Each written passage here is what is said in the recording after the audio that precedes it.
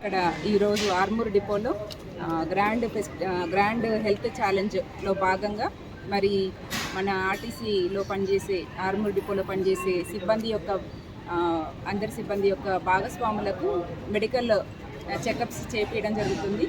మరి ఎండి సజ్జనార్ గారు ఆదేశాల మేరకు ఆల్రెడీ మనము గ్రాండ్ హెల్త్ ఛాలెంజ్ 1 అని లాస్ట్ ఇయర్ అందరూ ఎంప్లాయీస్ యొక్క హెల్త్ చెకప్ చేయించడం జరిగింది.